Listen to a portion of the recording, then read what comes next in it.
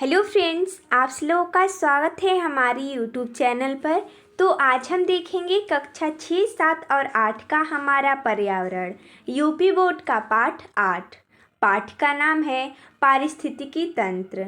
तो देखिए दोस्तों, जैसा कि इसमें कक्षा 6, 7, 8 तीनों कक्षाओं का एक ही बुक है, तो चलिए हम इसमें पाठ 8 को देखते हैं। जैसा कि हमने इसमें इस पाठ का प्रश्न उत्तर लिया है, तो चलिए स्टार्ट करते हैं। प्रश्न नंबर 1 है, निम्नलिखित प्रश्नों के उत्तर दीजिए। प्रश्न है, पारिस्थितिकी तंत्र किसे कहते हैं, इसकी क्या उपयोगिता है। इसका उत्तर हो जाएगा किसी स्थान पर पाए जाने वाले जीव जंतु, पेड़ पौधे तथा वहाँ के वातावरण में पाई जाने वाली विभिन्न वस्तुओं के तंत्र को पारिस्थितिकी तंत्र कहते हैं। पारिस्थितिकी तंत्र पर्यावरणीय संतुलन बनाए रखने के लिए आवश्यक है।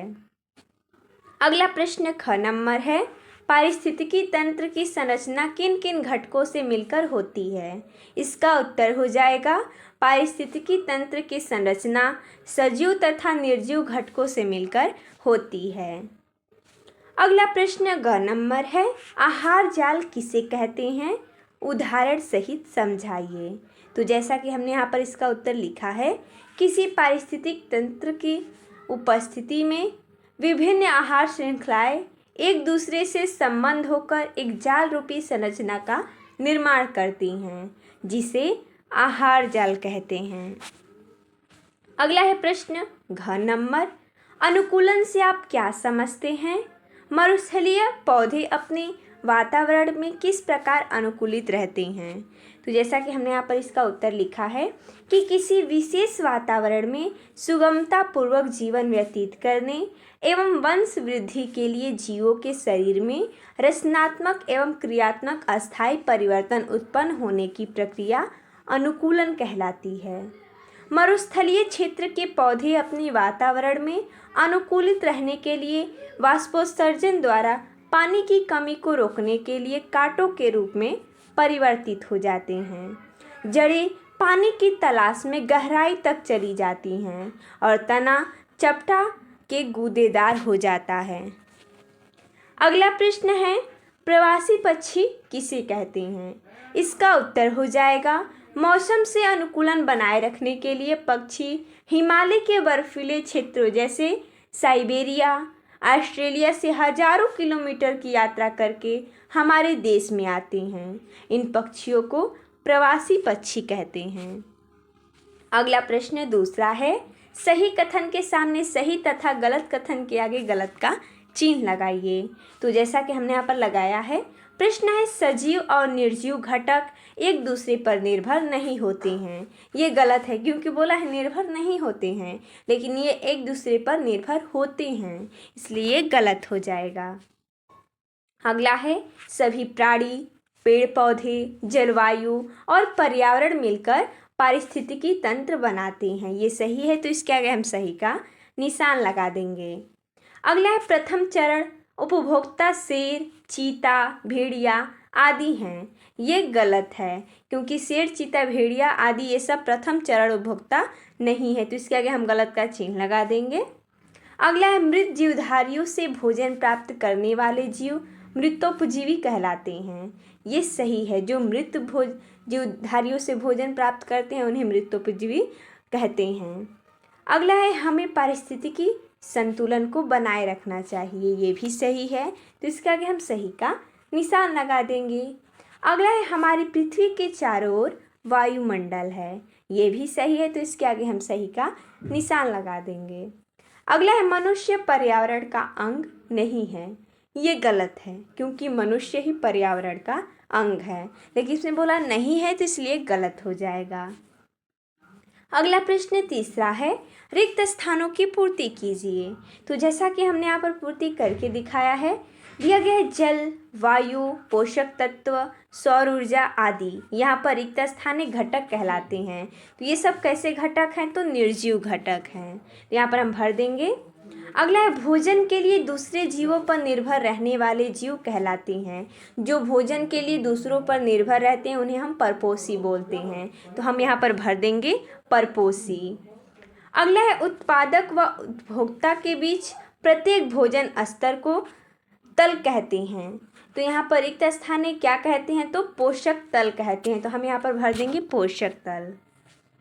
अगला है आहार श्रृंखला के एक सिरे पर उत्पादक तथा दूसरे सिरे पर यहाँ पर रिक्त स्थान होता है। तो दूसरे सिरे पर क्या होता है? तो सर्वोच्च उपभोक्ता होता है। हम यहाँ पर भर देंगे।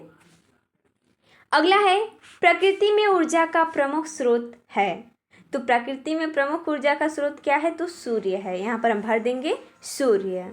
अगला है प्रकृति जल, स्थल, वायु, पेड़ पौधे एवं यहाँ पर रिक्त स्थान से मिलकर बनी है। कि प्रकृति में क्या है? जल है, स्थल है, वायु है, पेड़ पौधे और जीव जंतु हैं। तो हम यहाँ पर भरेंगे जीव जंतु। इन सब से मिलकर प्रकृति बनी है। अगला है पृथ्वी के जल वाले भाग को यहाँ पर रिक्त स्थान कहते हैं। तो पृथ्वी के जिस भाग पर जल है उसे जलमंडल बोला जाता है। तो यहाँ पर हम भर देंगे जलमंडल। आगे दिया गया प्रश्न है जैविक एवं अजैविक घटक एक दूसरे से परस्पर हैं। तो क्या है? संबंधित है। तो हम यहाँ पर भर देंगे। अगला प्रश्न चौथा है सही विकल्प चुनें। प्रश्न दिया गया है कि किसी भी पारिस्थितिक तंत्र के लिए सबसे आवश्यक है। विकल्प है निरंतर ऊर्जा प्रवाह होना, जल प्रवाह होना, वायु प्रवाह होना या पर्वत। तो इसका सही हो जाएगा निरंतर ऊर्जा प्रवाह होना। अगला है प्रश्न सूर्य से प्राप्त होने वाली अधिकांश ऊर्जा पृथ्वी पर पहुंचने से पूर्व ही नष्ट हो रही हैं।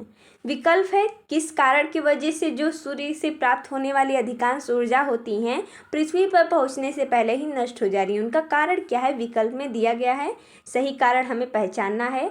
मरुस्थलों के कारण, समुद्रों के कारण, पर्वतों के कारण या अत्यधिक प्रदूषण के कारण। तो इसका सही हो जाएगा अत्यधिक प्रदूषण के कारण। अगला है आहार जाल में। विकल्प है आहार श्रृंखलाएं एक सीध में चलती हैं, आहार श्रृंखलाएं नहीं होती हैं, कई आहार श्रृंखलाएं आपस में उलझ जाती हैं या ऊर्जा का प्रवाह नहीं होता है। तो आहार जाल में इसका अर्थ ही है जाल, यानी कि ये सब आपस में उलझ कर रहती हैं। तो कई आहार श्रृंखलाएं आपस में उलझ जाती हैं। अगला है पृथ्वी पर किसी निर्जीव घटक के संतुलित मात्रा से कम या ज़्यादा होने पर यहाँ पर रिक्त स्थान पारिस्थितिकी तंत्र बनता है, पारिस्थितिकी तंत्र असंतुलित होता है, मानव सुखी जीवन व्यतीत करता है या उपयुक्त में से कोई नहीं। तो देखिए अगर संतुलित रहता है तब तो ठीक है, लेकिन संतुलित मात्रा से कम या ज़्यादा होने पर क्या होता है? पारिस्थितिकी तंत्र असंतुलित हो जाता है। तो इसका सही हो जाएगा। हमने यहाँ पर सही का निशान भी लगाया है। अगला प्रश्न पांचवा है आपने आसपास देखे और लिखिए। प्रश्न है पौधों को उचित मात्रा में धूप न मिलने से क्या होगा? तो इसका उत्तर हो जाएगा पौधे सूख जाएंगे, क्योंकि पौधों के लिए उचित मात्रा में धूप भी मिलना आवश्यक है।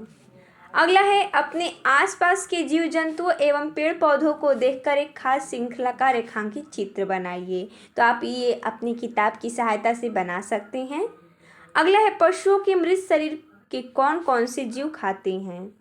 यानी जो पशुओं का मृत शरीर होता है तो ऐसे कौन कौन से जीव होते हैं जो उन्हें खाते हैं? तो हमने यहाँ पर लिखा है कुत्ता, बिल्ली, गिद्ध, बाज, कौवा, चील, लोमड़ी आदि।